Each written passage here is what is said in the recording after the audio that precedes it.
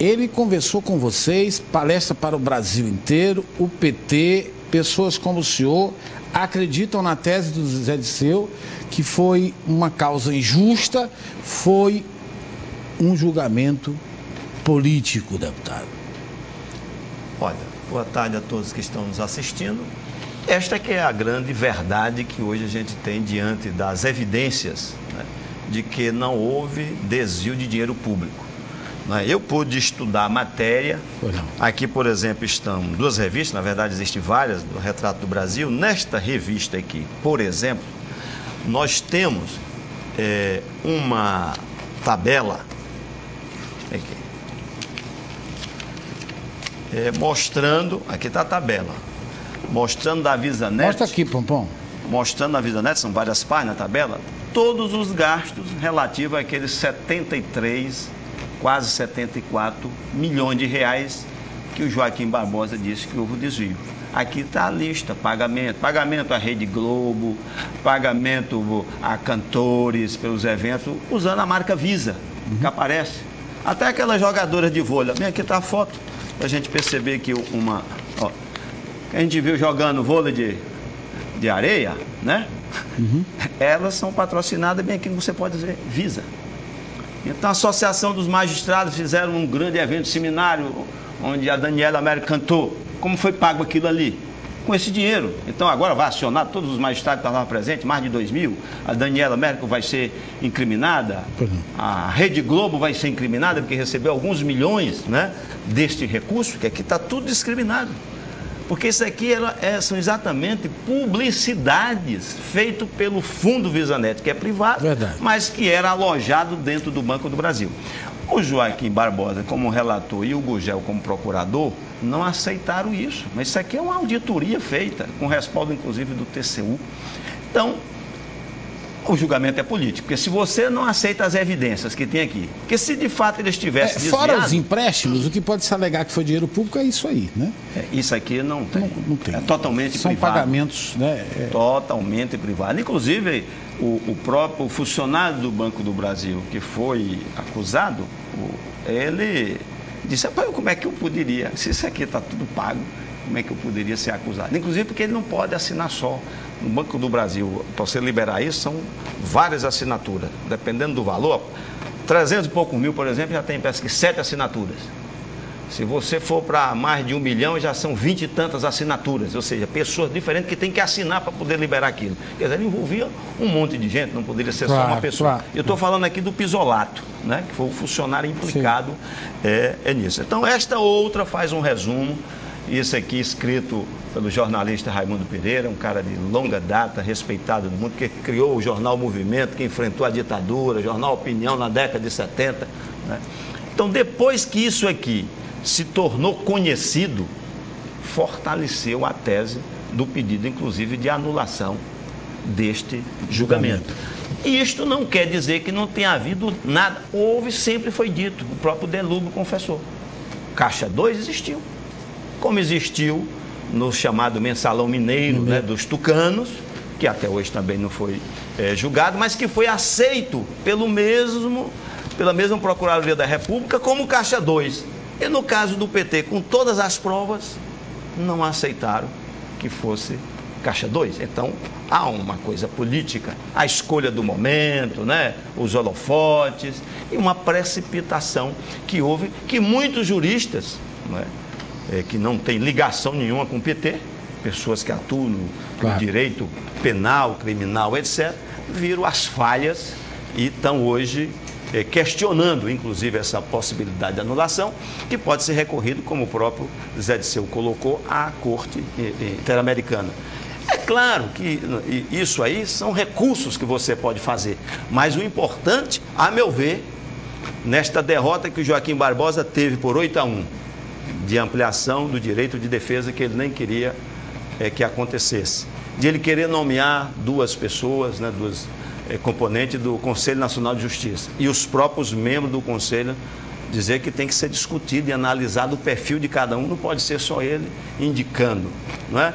Isso demonstra o quê? Que os juízes estão com a consciência mais alerta, E provavelmente com a publicação do acórdão, que hoje foi só um resumo, na segunda-feira nós vamos conhecer melhor, porque eles passaram aí 2 meses. Os advogados ganharam o dobro dos dias para poder responder. Agora, é claro, Ciro, que houve uma boa parte da mídia que tem influência e chega aos lares, que demonizaram, né, as pessoas envolvidas aí, possivelmente como condenado, e isto fica difícil de você tirar se você não tem a mesma mídia no mesmo tempo para desconstruir a narrativa que ela fez para configurar as pessoas, né, como cometendo delitos sem ter sido julgado. Uma condenação pública, né? Uma condenação pública, né?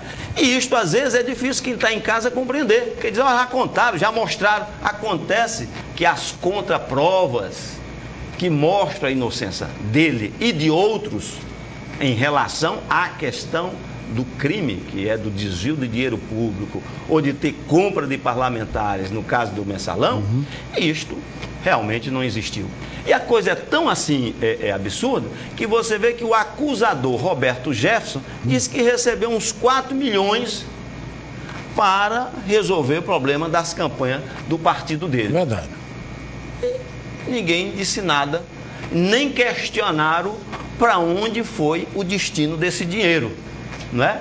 Então não sei por que o outro que está todo contabilizado nos gastos tem que ser dito que foi desviado, e aí usa o termo os termos, né, de acusações, e como se as pessoas de fato tivessem cometido. Eu só estou aqui, eu só estive ontem na reunião, eu só já vim aqui outras vezes e tenho falado, como tive no Rio de Janeiro no debate, porque eu tive acesso a estas leituras, a estas evidências. Porque eu fui o primeiro a questionar junto com outros companheiros. O senhor questionou. Em pleno 2005. O senhor chegou até a colocar em risco a reeleição do presidente Lula. Exatamente. Então, com o mesmo rigor que eu tive, pensando que tudo isto, de fato, né, que tinham dito era verdadeiro, as provas 7 anos depois mostraram que não. E veja, é uma vergonha nacional a Procuradoria-Geral da República passar 7 anos e não conseguir documentar uma prova para incriminar e depois construir, como diz aqui a história, inventar uma história do Mensalão, pegar uma teoria do direito, né, de origem praticamente nazista para certos casos específicos que pode ser utilizado pelo momento do fato e tentar aplicar para condenar. Isso é um jogo político, quer dizer, tá um tribunal a serviço de uma força política que foi derrotada nas urnas várias vezes, fazer isto é realmente... E vale para os outros também, deputado? Para os outros, Zé Genuíno, Danilo Soares? Isso que o senhor está dizendo? Esse equívoco do Supremo Tribunal vale também para o equívoco foi do julgamento, claro, né? Isso aqui é o fundamento do julgamento. Se isso aqui está derrubado com estas provas, é preciso rever. Ou durante os embargos infringentes, os embargos declaratórios, há uma correção, vamos dizer, né, dos votos dos ministros, ou então, evidentemente, esta injustiça vai ser proclamada e resta recorrer à corte, só que quando a corte opinar, os prejuízos para essas pessoas já foram, né, já aconteceram. O que é que vai restar? É indenização, é outras ações de longo prazo, alguns já vão morrer depois disso aí, e a injustiça vai se propagando. E a gente tem que ter muito cuidado, porque a história é cheia disso, Silas, não é? É verdade. A gente vê que, por exemplo, quando Cristo morreu, e o corpo desapareceu porque ele tinha ressuscitado, tem uma história lá na Bíblia. Deram dinheiro, né, as autoridades que acusaram ele, deram dinheiro para os soldados para dizer que tinham roubado o corpo de Cristo, né, os que eram amigos dele, para que aquilo não fosse dito, para que, primeiro, o soldado não tivesse facilitado, né? E desmentisse aquilo que tinha acontecido. Ou seja, as histórias de injustiças, elas acontecem. O julgamento de Cristo é um exemplo, eu estou citando aqui neste momento, porque você, antes da nossa entrevista, tinha também, aqui estava um cunho, né, religioso. Na temática aqui envolvendo espírita. Então, a gente lembrar desse grande julgamento. Depois, as pessoas perceberam que Cristo foi injustiçado, e até hoje, né, quantas pessoas no mundo pelo menos buscam segui-lo. Eu espero que durante o período... Agora, muito firme as palavras dele. O Zé fala com muita convicção e veja bem, só fala assim com convicção ao longo de todo esse sofrimento, quem tem uma consciência primeiro, tranquila... a certeza da condenação pública. E ele sabe, ele falou.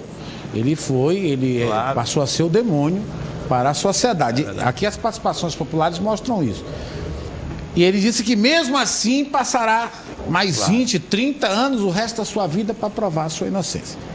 Olha, eu acho que acaba falar muito firme. Né? O Genuíno do mesmo jeito, todos os empréstimos foram assinados. No caso do João Paulo, aqui também tem auditoria, foi tudo confirmado, as publicidades aconteceram, etc. Então, o que existiu de fato? O crime de Caixa 2.